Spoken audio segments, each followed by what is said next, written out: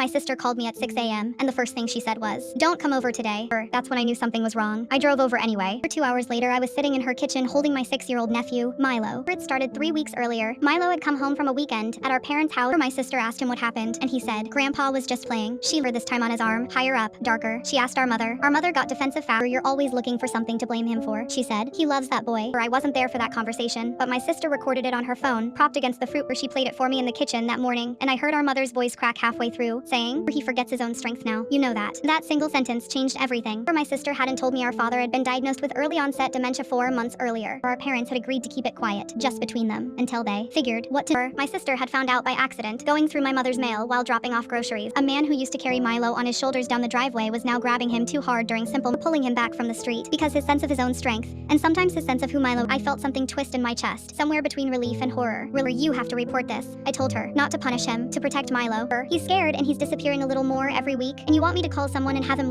He is dangerous right now, not on purpose, but he is." She didn't answer. She just stared at the recording still open on her phone screen, our mother's voice frozen mid-sentence. That afternoon, Milo was playing in the yard when my father showed up unannounced. The way he scooped Milo up too fast, spun him, and Milo yelped, more startled than hurt. But he kept turning in circles, laughing, calling him by my sister's name from 30 years ago, not Milo. My sister ran outside and pried her son from his arms, and for a second our father's face went completely like he didn't know why she'd taken the boy, like he didn't know who any of us were. But then it cleared, and he just looked exhausted and ashamed and old in a way I'd never seen before. My sister sat him down at the kitchen table instead, held his hands, and told him gently what the doctor had already told them: he couldn't be alone with Milo anymore, not until they had real supervision in place. He nodded like he understood. An hour later he asked why Milo wasn't visiting this weekend, as if the conversation had never happened. My father sees Milo only with 2 adults present always. My sister still hasn't reported, still hasn't told anyone at Milo's school, still records every visit. Just in case, I keep asking myself what the right thing actually is. Protecting a child from a man who loves, protecting a father who is losing himself piece by piece and doesn't need the added shame of being report purpose. There isn't a clean answer. My sister still has that first recorder. She says she doesn't know if she's keeping it as evidence or as a way of holding on to the sound of our mother, or still whole enough to lie to protect someone she loved.